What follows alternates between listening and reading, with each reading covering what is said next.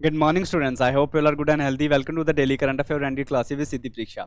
So I hope आपका GK का portion अच्छा चल रहा हो, साथ के साथ आप अपने जीके जीएस को भी मैनेज अच्छे से करके चल रहे हो. ठीक है. So देख लेते हैं कि आज के कौन कौन से इंपॉर्टेंट टॉपिक्स हैं जो कि एग्जाम में आ सकते हैं. So क्लास को हम स्टार्ट करते हैं क्वेश्चन के साथ. आज भी एक क्वेश्चन के साथ स्टार्ट करेंगे और साथ में देखेंगे उसका सोल्यूशन क्या है.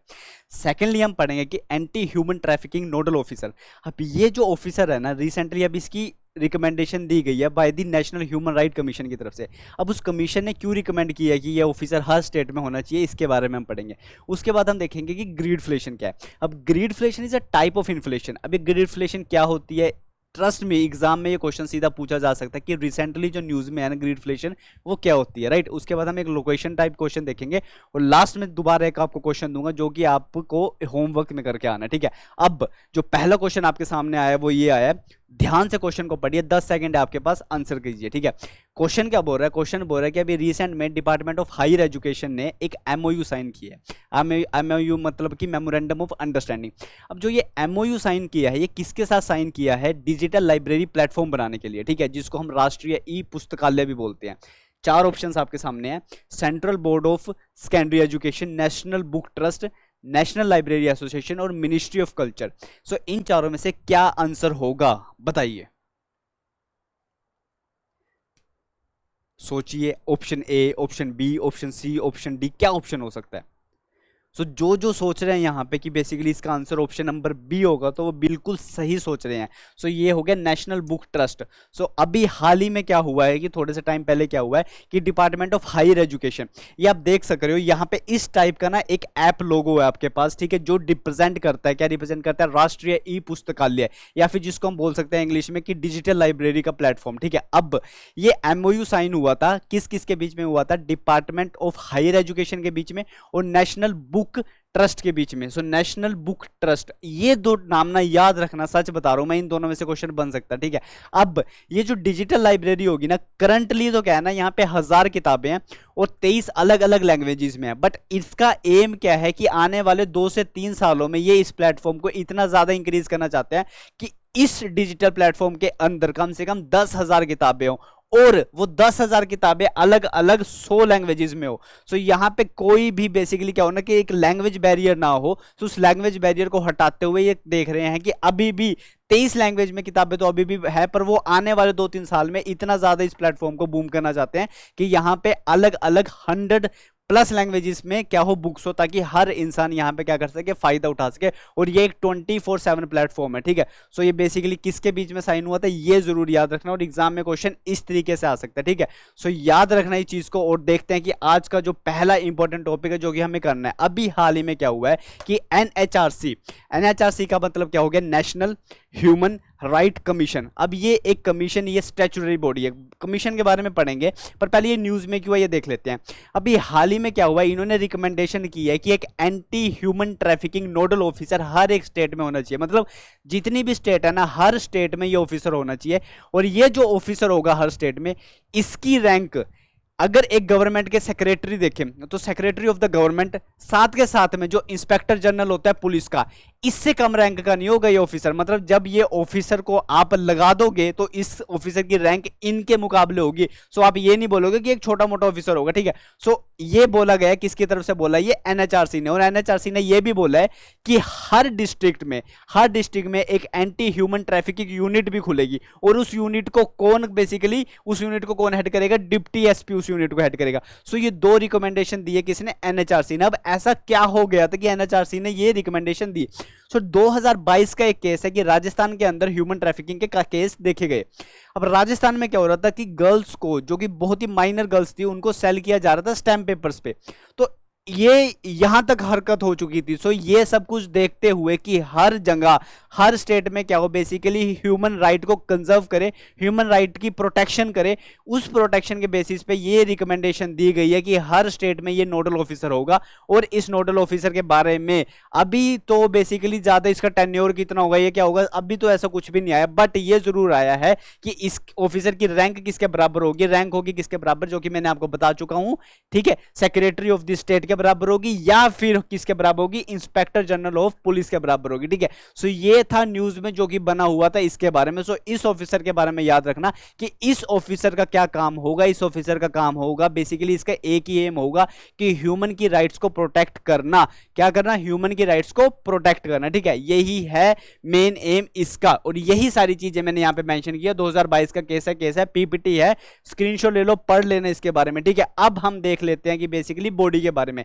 अब ऐसा हो सकता है कि बेसिकली ये भी पूछ ले कि ये रिकमेंडेशन कौन सी बॉडी ने दी है, तो एनएचआरसी ने दी है, जो है नेशनल ह्यूमन राइट कमीशन। अब इस बॉडी के बारे में क्वेश्चन बन सकता है क्योंकि ये बॉडी भी क्या है, एसोसिएटेड है इसके साथ, ऑफिसर के साथ। अब बॉडी में से क्वेश्चन कैसे बन सकता है, सबसे पहले तो ये बात मैं आपको बता दूं कि ये एक स्टैट्यूटरी बॉडी है। स्टैट्यूटरी बॉडी का मतलब होता है कि ये एक एक्ट से हुई है एस्टैब्लिश, मतलब एक एक्ट पास हुआ था, उस एक्ट से ही ये बॉडी बनी है। सबसे पहली बात ये याद रखना कि ये क्या है, एक स्टैट्यूटरी बॉडी है। दूसरा याद रखना कि एक मल्टी मेंबर बॉडी है। मल्टी मेंबर बॉडी अगर मैं बोलूं तो इस बॉडी के अंदर 5 मेंबर होते हैं जो कि परमानेंट मेंबर होते हैं, और अगर मैं बोलूं 6 होते हैं वो डीम्ड मेंबर होते हैं।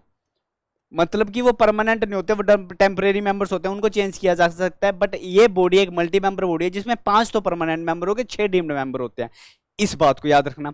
जो दूसरी बात आपको याद रखनी है कि इस बॉडी के मेंबर्स को कौन इलेक्ट करता है, तो इस बॉडी के मेंबर्स को इलेक्ट करता है president of India. So president of India इस बॉडी को क्या करता है, मेंबर्स को इलेक्ट करता है। अब क्या प्रेसिडेंट ऑफ इंडिया अकेला इनको इलेक्ट करता है, तो मैं बोलूंगा नहीं, क्योंकि प्रेसिडेंट ऑफ इंडिया क्या करता है, कुछ रिकमेंडेशंस लेता है। अब वो रिकमेंडेशन किससे लेगा, वो लेगा स्पीकर ऑफ लोकसभा से। जो स्पीकर है ना लोकसभा का, स्पीकर ऑफ लोकसभा से क्या लेगा, वो रिकमेंडेशन लेगा। उसके साथ साथ जो डिप्टी होगा ऑफ द राज्यसभा उससे लेगा, उसके साथ साथ यूनियन मिनिस्टर से पूछेगा, और एट द एंड किससे पूछेगा, ऑपोजिशन पार्टी का जो लीडर होगा उससे पूछेगा। सो ये 4 बंदों से रिकमेंडेशन लेने के बाद ही प्रेसिडेंट ऑफ इंडिया इस बॉडी के मेंबर्स को क्या करता है, इलेक्ट करता है। इसका हेडक्वार्टर कहां पे, न्यू दिल्ली में इसका हेडक्वार्टर है। ठीक है, इसको बोला जाता है कि ये बेसिकली क्या करता है, वॉच डॉग। वॉच डॉग का मतलब होता है निगाहें रखना।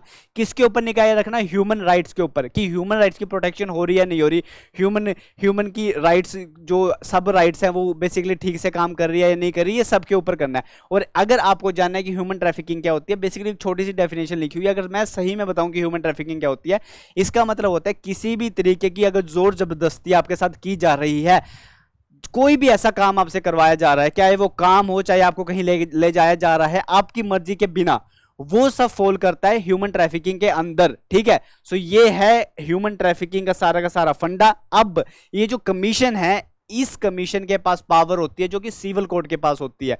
बेसिकली ये जुरिडिक्शन में आती है, इसके कुछ पावर्स। ठीक है, सो जितनी पावर एक सिविल कोर्ट के पास होगी ना, उतनी ही पावर इसके पास होती है। और एट द एंड आपको याद रखना है इंपॉर्टेंट डेट्स कि नेशनल ह्यूमन राइट डे कब होता है। सो 10 दिसंबर यहां पे मैंने मेंशन किया हुआ है कि 10 दिसंबर को क्या होता है, ह्यूमन राइट डे होता है। तो इस चीज को याद रखना आप। ठीक है, सो इंपॉर्टेंट डेट का क्वेश्चन हो गया। इंपॉर्टेंट बॉडी के बारे में हम सब कुछ जान चुके हैं, स्टैट्यूटरी बॉडी है, याद रखना एक पेपर में आ सकते हैं क्वेश्चन। ठीक है, तो ये बेसिकली क्या है, स्टैट्यूटरी बॉडी है। इसकी अभी रिकमेंडेशन क्या आई थी, anti human trafficking nodal officer हर स्टेट में क्या होना चाहिए, और साथ के साथ में क्या होनी चाहिए, हर डिस्ट्रिक्ट में एंटी ह्यूमन ट्रैफिकिंग यूनिट होनी चाहिए। ठीक है, सो ये चीज थी इसके बारे में जो कि न्यूज में बनी हुई थी। इसके बाद देखते हैं कि ग्रीडफ्लेशन क्या है। सो अगर मैं बात करूं ग्रीडफ्लेशन की, ग्रीडफ्लेशन एक टाइप की इन्फ्लेशन है। तो सबसे पहले मैं आपको बता दूं कि इन्फ्लेशन क्या होती है। लेट अस से कि ये रिमोट आज के टाइम में, लेट अस से ये रिमोट आज के टाइम में 500 रुपए का है, और ये अगले साल या फिर उससे आने वाले साल में ये रिपोर्ट 500 का नहीं बल्कि 1500 का हो जाए। सो किसी की भी चीज में दाम का इंक्रीज होना, किसी भी चीज में प्राइस का इंक्रीज होना, अगर मैं छोटे टर्म्स में, छोटे वे में बोलूं, इन्फ्लेशन अगर आपको मैं अभी समझाने लगूं, तो इन्फ्लेशन का मतलब यही होता है क्या, कि किसी भी चीज का प्राइस इंक्रीज होना, बेसिकली जो उसके पैसे है उसकी पैसों की वैल्यू का गिर जाना, इसको बोलते हैं इन्फ्लेशन। अब ग्रीडफ्लेशन भी एक टाइप की इन्फ्लेशन होती है, बट ग्रीडफ्लेशन क्या होती है, ग्रीडफ्लेशन का मतलब होता है, सीधी सी बात है, ग्रीडफ्लेशन इज इक्वल्स टू जब कंपनीज ग्रीड करने लगे। ग्रीड का मतलब क्या होता है, लालच। अब जब कंपनी क्या करने लगे, लालच करने लगे, और वो लालच के बेसिस पे क्या करे, अपने प्रोडक्ट्स को और ज्यादा महंगा करके बेचने लगे, उसकी वजह से, मतलब कोई प्रोडक्ट मार्केट में जाके महंगा बिक रहा है, अब उसकी अभी नीड नहीं थी, बट क्योंकि कंपनी ज्यादा प्रॉफिट बनाना चाहती थी, कंपनी प्रॉफिट ओरिएंटेड थी, इसीलिए कंपनी ग्रीड में आई और उन्होंने उस प्रोडक्ट को ज्यादा महंगा बेचा ताकि वो ज्यादा प्रॉफिट कमाए। सो इस टाइप की इन्फ्लेशन को बोला जाता है ग्रीड इन्फ्लेशन, जो कि एक लालच से इन्फ्लेशन आ रही है।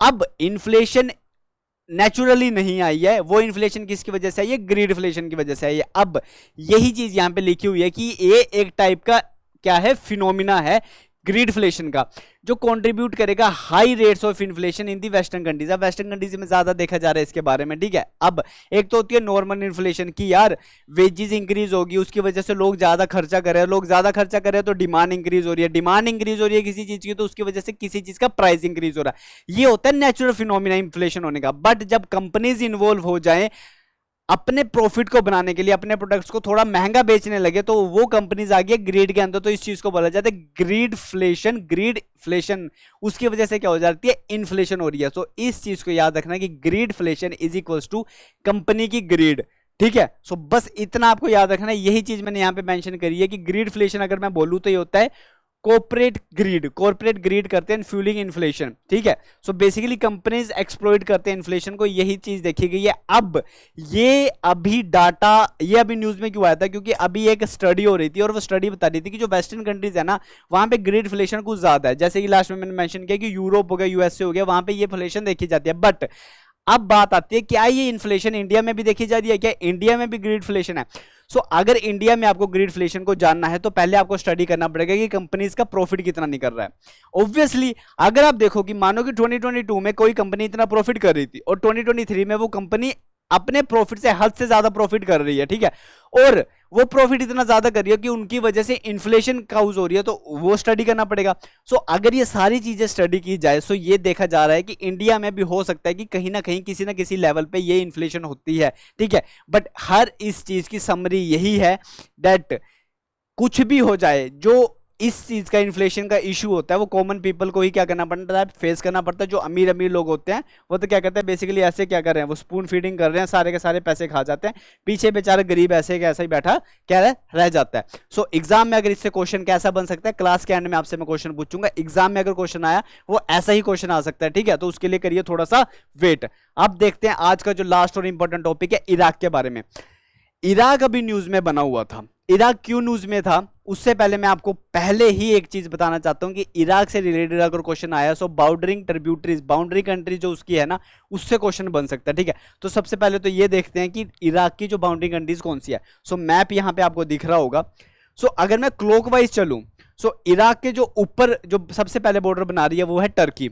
सो टर्की से अगर मैं शुरू करूं सो टर्की एक बाउंड्री कंट्री होगी इसकी। टर्की से अगर मैं इस तरफ जाऊं तो ईरान आ जाता है। ईरान से नीचे जाऊं तो हमारे पास आ जाता है कुवैत। कुवैत के उस तरफ जाऊं तो सऊदी अरेबिया, सऊदी अरेबिया से ऊपर जॉर्डन, जॉर्डन के ऊपर सीरिया। सो ऐसे करके ये Turkey, Iraq, Kuwait, Saudi Arabia, Jordan और सीरिया ऐसे करके 6 बाउंड्री कंट्रीज होती हैं किसकी? इराक की। सो ये देख लीजिए इराक ये एक कंट्री है, इसके बाहर 6 बाउंड्री कंट्रीज है इसकी। और इराक एक लैंड लॉक कंट्री तो नहीं है क्योंकि इराक का एक जो पार्ट है ना वो किसको टच कर रहा है? वो कर रहा है पर्शियन गल्फ को टच कर रहा है। और पर्शियन गल्फ कहां पे जाके जा रही है? आपकी अरेबियन सी में जा रही है। यहां पे आपकी रेड सी पड़ती है, यहां पे मेडिटेरियन सी पड़ती है। सो मैप जो ये है ना आपके दिमाग में क्या होना चाहिए? एकदम इंस्टॉल हो जाना चाहिए, राइट। अब देखते हैं ये न्यूज में क्यों था। सो इराक रिसेंटली न्यूज में इसलिए था क्योंकि इराक के अंदर एक मिशन लॉन्च किया था। किसने किया था ये मिशन लॉन्च? यूएसए की तरफ से लॉन्च हुआ था। अब क्योंकि यूएसए की तरफ से मिशन लॉन्च हुआ था, यूएनएससी जो कि यूनाइटेड नेशन सिक्योरिटी काउंसिल होती है, उन्होंने अब बोला कि जो हमने मिशन लॉन्च किया था इराक के अंदर, अब उस मिशन को वापस लेने का टाइम आ गया है। ये मिशन क्यों लॉन्च हुआ था? और इस मिशन का नाम है यूनामी।